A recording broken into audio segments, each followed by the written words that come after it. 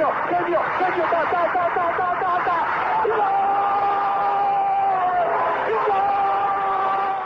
Bergkamp neemt de bal aan. Dennis Bergkamp!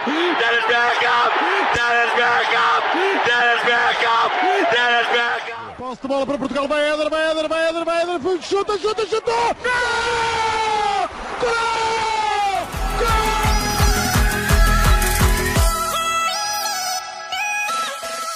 Olá pessoal, bem-vindos a Bola ao Meio, podcast que aborda os temas do momento, sem fintas, mas com muitos golos.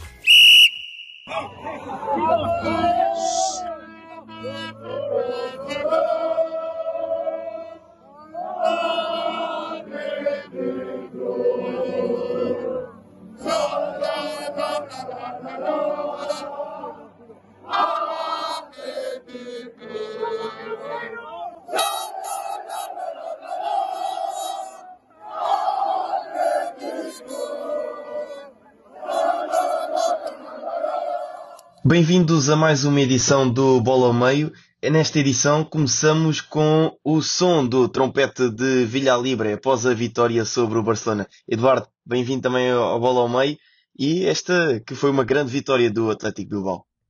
Sim, olá André, olá a todos que nos estão a ouvir.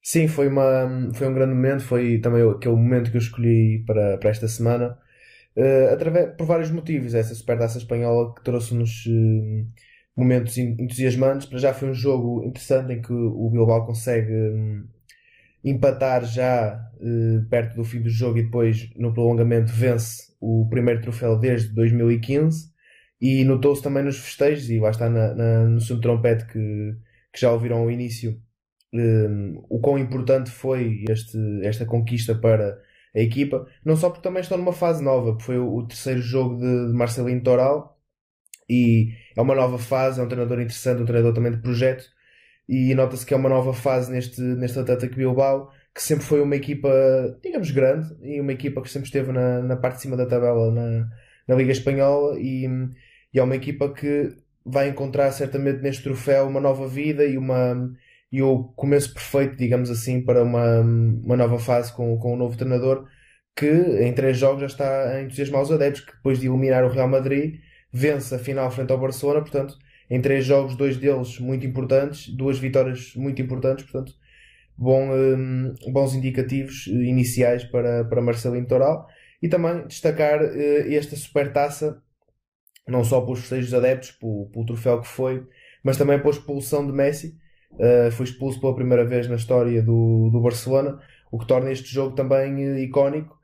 E para terminar, sem querer desprezar, por serem últimas, o terceiro golo do Bilbao é um golaço de Iñaki Williams. Não haveria desfecho melhor para este jogo icónico por todos estes motivos que já aqui conversamos. Foi um jogo icónico e foi para mim o momento da semana.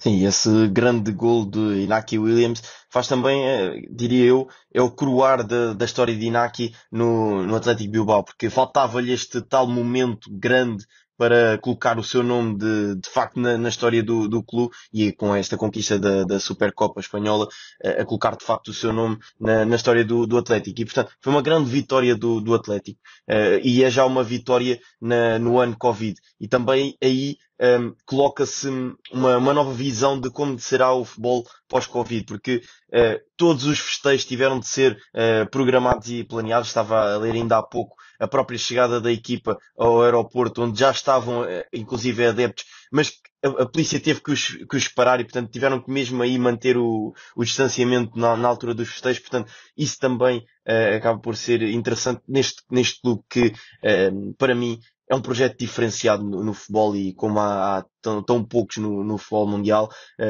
o facto de só jogarem lá jogadores bascos, e portanto isso torna este projeto muito, muito, muito interessante, e esta conquista sobre um Barcelona, diria eu, decadente e numa fase bastante negativa da sua história, inclusive a própria expulsão de Messi, como fizeste referência e bem, a primeira vez que Messi é expulso com o Barcelona.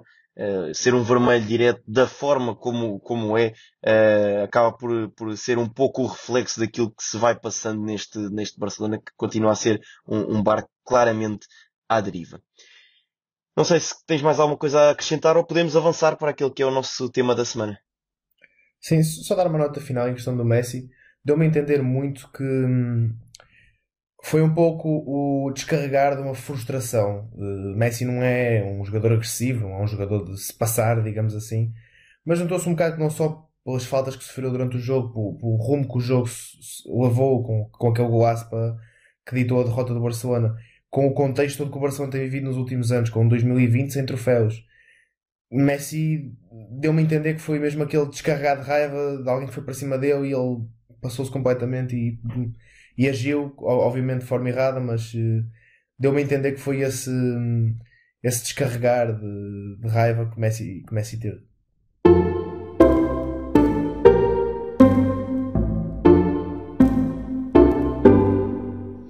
Avançamos então para aquele que é o tema da semana e nesta semana escolhemos o clássico entre o Futebol Clube do Porto e o Sport Lisboa e Benfica para ser o nosso tema de conversa. Eduardo, antes de mais e antes de avançarmos para mais conversas, porque também foi bastante discutido nas redes sociais, eu vou-te perguntar, gostaste do jogo?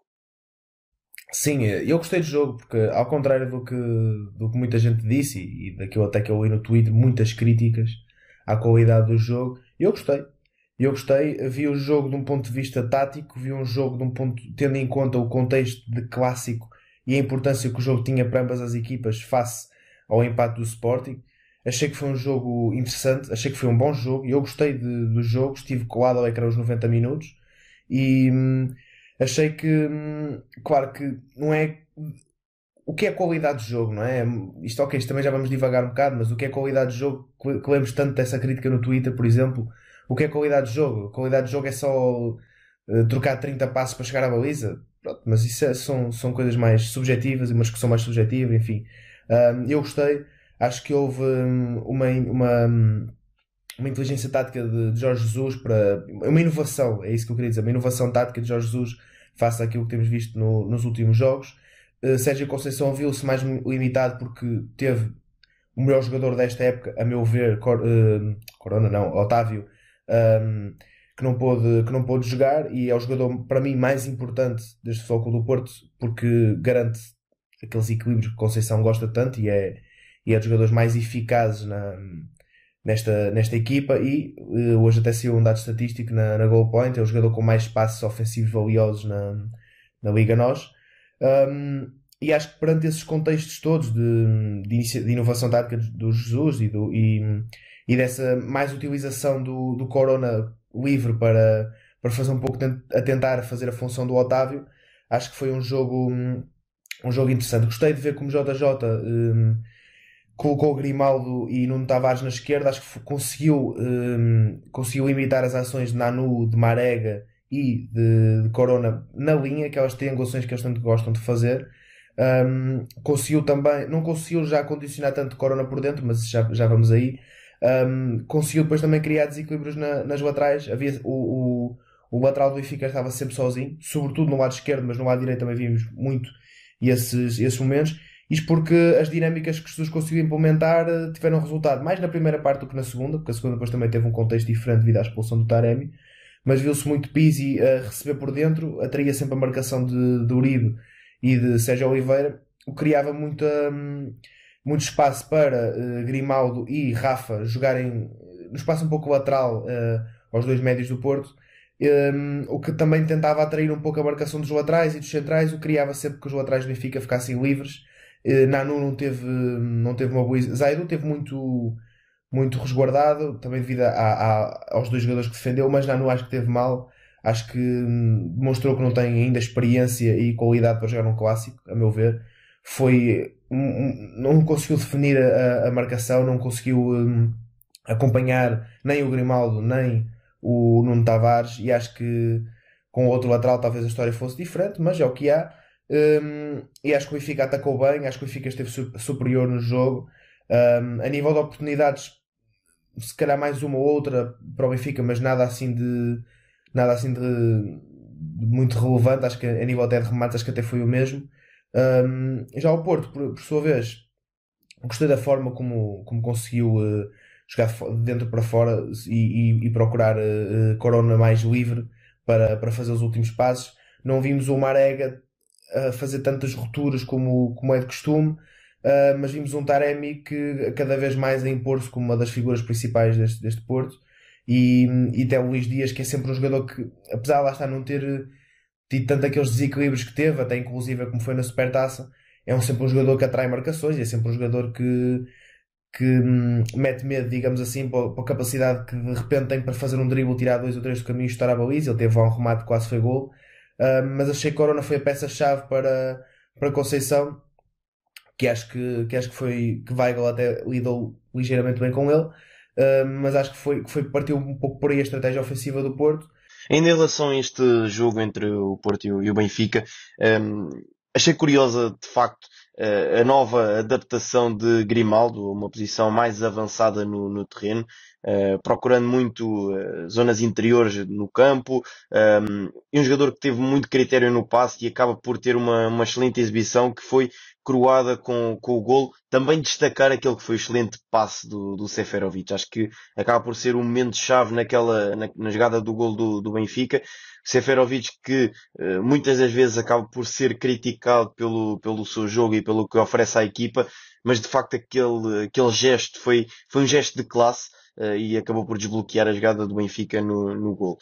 Mas lá está, Jorge Jesus volta a surpreender num clássico, ele que gosta tanto de nos jogos grandes apresentar uma nova nuance no jogo da sua equipa, e acho que isso acaba por ser um fator decisivo, ainda que, e pelo que se viu na estatística, que foi também comentada após o jogo, quando Jesus disse que estava habituado a ganhar ao Futebol Clube do Porto, e afinal só tinha vencido 3 vezes no Dragão, mas acho que causa impacto inicial nos primeiros minutos, as novas nuances, estas tais nuances que estava a falar, que o Jesus gosta de implementar nos jogos grandes, acaba por causar um impacto inicial em que o adversário está ainda a tentar perceber como é que, neste caso o Benfica, mas as equipas de Jorge Jesus por norma, se distribuem em campo.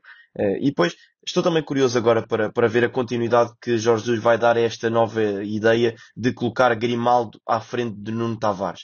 Estou curioso para ver já se quarta-feira, frente ao Braga para a Taça da Liga na Final Four, se vai manter esta ideia de jogo ou vai regressar o Everton ao 11 inicial. Mas estou mesmo verdadeiramente curioso para perceber qual será o seguimento a esta ideia.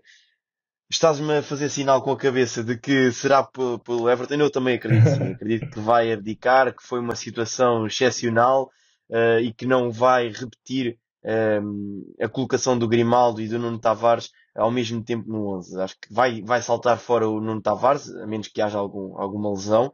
Acho que o Nuno Tavares vai sair e o Grimaldo vai recuar no terreno, jogando o Everton mais à frente.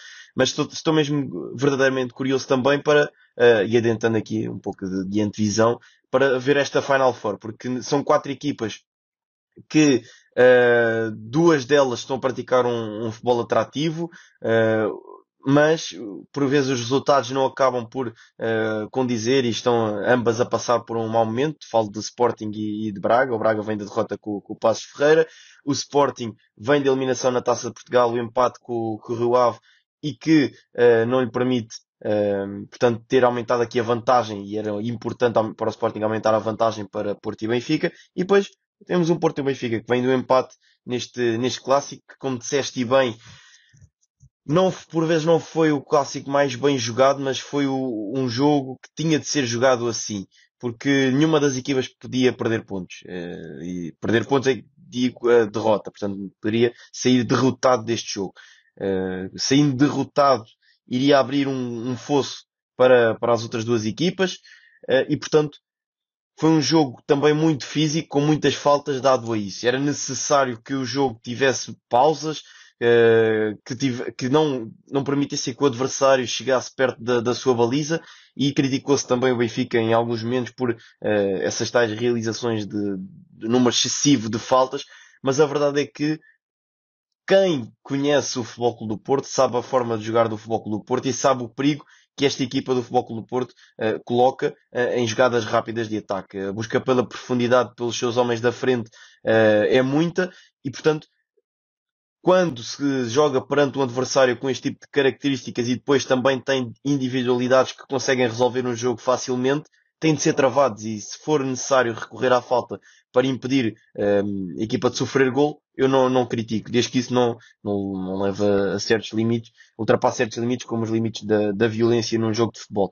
Mas estou como tu, como aquilo que disseste. Foi um jogo bem disputado, foi um jogo que eu gostei de ver. Não foi o futebol mais atrativo, não, mas foi um futebol para ganhar, ou pelo menos para não perder. E isso também, por vezes, no futebol é importante e faz parte do jogo.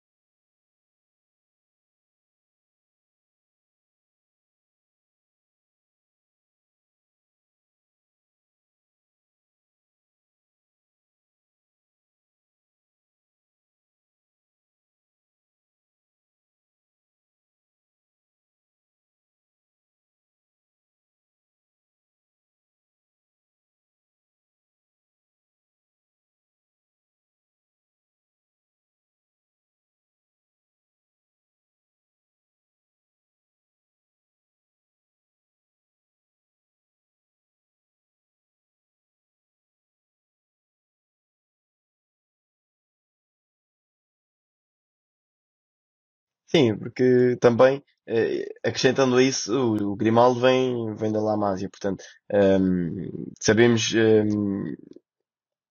é conhecedor, portanto, da qualidade dos jogadores que costumam de sair lá da cantera do Barcelona e, portanto, são jogadores sempre inteligentes, e que, portanto, como é que eu vou dizer, pensam o jogo. E um jogador que pensa o jogo pode jogar em qualquer posição desde que seja-lhe dadas ferramentas para tal. E já falámos num podcast anterior sobre o Kimmich e essa sua tal capacidade de jogar em diversas posições, porque é um jogador inteligente, é um jogador que pensa o jogo e, portanto, consegue se adaptar às diferentes posições. E lá está. O Grimaldo também acaba por ter esse perfil de jogador. Foi trabalhado na formação do Barcelona e, portanto, também acaba por conseguir adiantar-se no terreno, porque o Jesus certamente lhe deu as tais ferramentas para ele conseguir jogar e jogar bem. Sim, agora para terminar, olha, foi uma jornada em que Sporting, Porto, Benfica e Braga podiam-se ter ficado a rir dependendo dos resultados de cada um, e no fim quem se correr até foi mesmo o Paço de Ferreira, conseguiu reduzir a distância para o top da liga.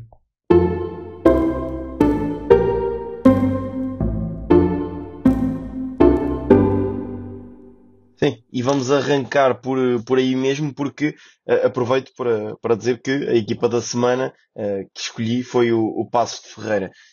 O Paços de Ferreira de Pepa, que neste momento está no quinto lugar, com 25 pontos, a 2 do Braga, é importante frisar isso. Este Braga que no início da temporada não se assumiu publicamente, mas acreditou que internamente o objetivo do Braga passaria por tentar chegar ao primeiro lugar, ou andar muito perto disso. E neste momento, a verdade é que o Braga está a perder pontos onde não deveria perder pontos, e portanto está também a passar por algumas dificuldades.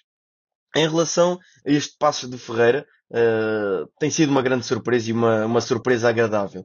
Uma equipa que está bem treinada, bem trabalhada, uma equipa que tem princípios de jogo bem definidos, e isso tem sido a chave para o sucesso desta equipa. Não é uma equipa de posse de bola, é uma equipa vertical, e trouxe aqui um dado curioso. Tem uma média de posse de bola por jogo a rondar os 43%. E esta média de posse de bola é a mais baixa da liga, a par do Farense. Portanto, percebe-se muito daquilo que é a ideia de jogo deste Paços de Ferreira. É uma equipa objetiva no seu jogo, que não pretende ter a bola e andar a trocar cá atrás, não. Quando tem a bola, atacam rapidamente a baliza, têm uma mentalidade ofensiva e de ataque rápido. E isso nota-se naquilo que têm sido os seus jogos. No momento da recuperação de bola, são efetivos e depois só têm lá está, olhos para a baliza e reflete-se também porque neste momento no Campeonato Português são a quinta equipa com mais remates na Liga e portanto também se percebe que não tendo muita bola é uma equipa que remata muito porque consegue ter ferramentas para chegar à baliza adversária. E isso é trabalho. E portanto tem também nos homens da frente uma capacidade técnica que, e o Pepa inclusive falou disso no jogo com o Belenenses Xade, após o jogo em que a equipa teve de adotar uma estratégia diferente para o jogo face àquilo que era o seu adversário, porque estes jogadores têm capacidade para serem diferenciadores com bola nos pés. E um dado também interessante, e aproveito para fazer referência a um artigo que a ProScout publicou no seu site em relação a esta equipa do Paços de Ferreira, porque eles têm 65% de eficácia dos dribles e são aqui neste parâmetro o top da liga. Portanto, são a equipa com mais eficácia nos dribles. E isso é também pertinente, como este Paços de Ferreira que, tendo um orçamento baixo, não é a equipa com os orçamentos maiores deste campeonato, consegue montar uma equipa de qualidade. E depois também destacar, por último, uma dupla de meio campo que está a encher as vistas. Falo de Stefano Eustáquio e de Bruno Costa. Estão a dar nas vistas e depois também tem, juntando-se estes dois, Luís Carlos, que apesar dos seus 35 anos, continua com muita qualidade no seu jogo e este trio do meio campo está de facto a ajudar o Pepa a chegar-se mais à frente e depois este treinador Pepa, que neste momento para mim, se não o mais promissor, um dos mais promissores treinadores portugueses, e estou curioso para ver qual será o desfecho deste ciclo no Paços de Ferreira. Estou interessado para perceber se este Paços de Ferreira terá capacidade para manter esta qualidade de jogo e acima da qualidade de jogo estes resultados até ao final da época e depois para também perceber qual será a continuidade de Pepa. Já se falou da possibilidade de sair para o Boa Vista na altura em que Vasco Seabra abandonou o comando técnico. Na altura o Paços remeteu para o valor da cláusula. O Boa Vista obviamente não abdicou disso. Mas estou curioso para ver qual será o próximo passo na carreira de Pepa.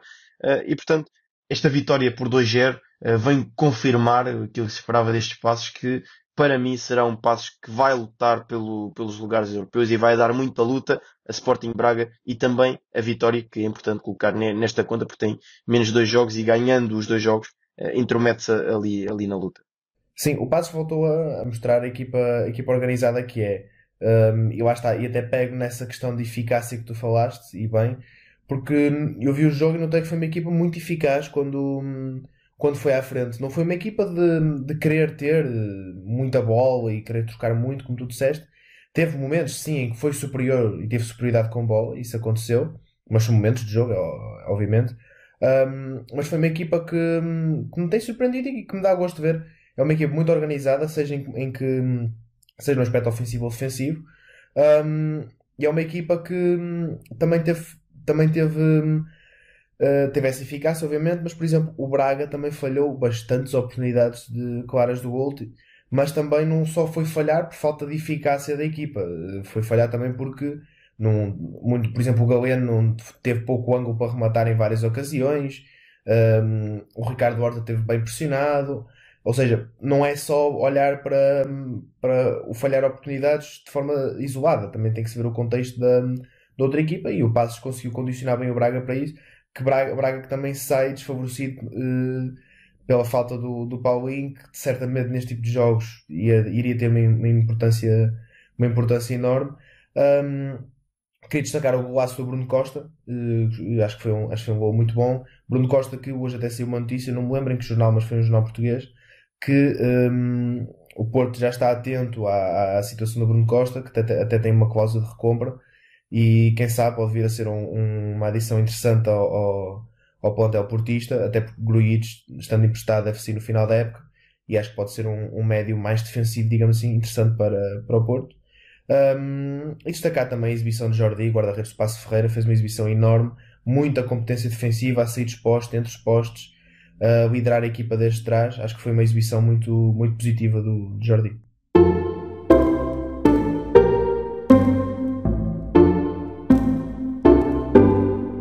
Podemos avançar para o jogador da semana e esta semana foste tu a trazer aqui o teu craque. Quem é o jogador da semana, Eduardo? Sim, eu escolhi o Nicolau Barella, pelo jogaço que fez frente às Juventus ontem. Escolhi Barella pela qualidade técnica que mostrou durante o jogo, seja através do passe, seja através do remate, as movimentações. Acho que foi um jogo nesse sentido muito, muito bom. E pela disciplina e influência tática que teve no flanco direito do ataque do Inter. Foi uma Juventus que estava com muita dificuldade em defender do lado esquerdo, isto porque Ramsey demorava muito tempo a fazer a transição defensiva e Farabot via-se numa situação em que ou marcava Barella ou marcava Hakimi, ou seja, dois jogadores perigosos no momento ofensivo. O Lukaku também andava ali perto a tentar atrair a marcação do Chiellini, ou seja, havia possibilidade de triangulações e de 2 para 1 com o Frabotta, que o Inter conseguiu potenciar bem, e Barella teve muita importância nisso. Basta ver o primeiro golo, que ele faz uma assistência de pé, de cruzamento para o Vidal, e o segundo golo é uma finalização brutal, há um canto das Juventus, o Bastoni apanha a bola atrás, faz um grande passe para ele, e ele consegue fazer uma finalização brutal. Mas foi uma exibição não só pelos gols também e pela assistência, claro, mas pela importância toda tática que teve o jogo de Barella, pela inteligência e maturidade que já demonstra ter, e claro, pela influência que mostra ter neste Inter, que é um médio à conta, digamos assim, porque é um médio que tem uma disciplina tática e ataca bem, defende bem, é bom nos momentos de transição, mostra muita concentração. E mostra muita importância também na forma como não só define para colegas como o Lautaro e como o Lukaku que têm que ser servidos, mas também pela forma como dá equilíbrio à equipa, seja ofensivo, seja defensivamente. Portanto, acho que é um jogador muito importante e um dos melhores jogadores italianos da atualidade, a meu ver. Passando só para algumas estatísticas rapidamente do seu jogo, teve 91% de eficácia de passe, 3 passes-chave, 3 dribles completos, 5 duelos no chão ganhos e ainda um desarme, ou seja, que mostra a importância dele nos vários aspectos do jogo. E depois também quis destacar o Barella pela importância que este jogo teve para o campeonato italiano, porque foi um jogo em que colocou a Juventus a 7 pontos do AC Milan e ainda que é o líder, ainda deu mais espaço para o Inter se aproximar do líder. Ou seja, é um jogo que teve muita importância para a conta do campeonato, e Barella teve diretamente muita importância. Pode vir a ter ainda mais importância, não sabemos o desfecho, mas pode vir a ter muita importância no desfecho do campeonato por esta exibição, pela importância, lá está, que este jogo teve para o campeonato. Sim, pouco mais a dizer. Fizeste uma descrição, diria eu, exemplar de Barella. Eu apenas referi que é um box-to-box a jogar em Itália. E Conte tem em Barella um jogador importantíssimo no seu modelo de jogo, porque ele consegue defender, consegue atacar, como disseste. É um trabalhador incansável. É daqueles jogadores que nas equipas são sempre necessários para carregar o piano para outros poderem tocar, mas a verdade é que o Barella às vezes também gosta de soltar umas notas, e isso é interessante na sua forma de jogar. Ele que consegue chegar com facilidade ao ataque, e lá está o facto de ser o box-to-box que se costuma muito ouvir na gíria do futebol, mas a verdade é que o Barella tem essa capacidade, porque e ainda hoje, antes do podcast, estava a ver as ações individuais apenas do Barella no jogo frente à Juve para o podcast, e a verdade é que se consegue perceber aí, através das ações. Portanto, no jogo de corrido, estando atento apenas e só ao Barella, consegue-se perceber isso. Mas através das ações em que só estamos focados no Barella, consegue-se perceber a preponderância que ele tem, quer no processo defensivo, mas também no processo ofensivo. E ele tem vários lances em que tem um papel importante, seja a recuperar, seja no seu posicionamento junto à sua área, e depois também, rapidamente, a jogada, o Inter sai para o ataque e ele já lá está na área do adversário, a criar perigo também à baliza do adversário. Portanto, é também muito interessante. E depois essa tal ligação que falaste com a Hakimi, porque de facto o Barella acaba por abrir no corredor e cria um buraco, se é que se pode chamar assim, no centro do terreno, e que a Juventus não conseguiu colmatar, e depois o Hakimi a conduzir para dentro em drible é um jogador diferenciado, e portanto conseguiu desbloquear também uma jogada através dessas tais movimentações que referiste entre dois jogadores que se têm destacado no Inter de António Conte, e portanto também lá está. Vamos ver a importância que vai ter este jogo, a importância que este Inter vai ter no campeonato italiano, e qual será também o desfecho desta Série A, que está cada vez mais interessante, e para mim uma Série A será sempre interessante quando não for a Juventus a ir em primeiro. Quando houver outras equipas lá na frente, será sempre uma Série A interessante, porque já chega, já são demasiados anos da Juventus a ganhar. Sei que está lá o Cristiano, mas gostava de ver outro clube a ganhar, porque acho que isso traria interesse à Série A.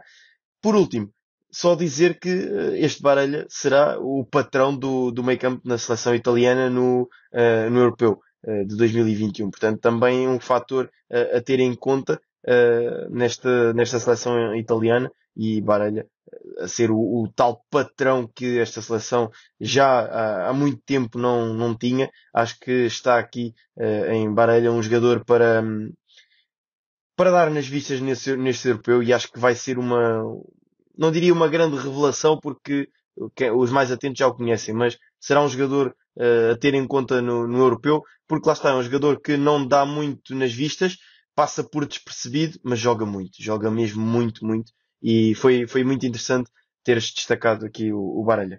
Sim, opá, sempre que há um campeonato com várias equipas a lutar pelo título é sempre mais interessante.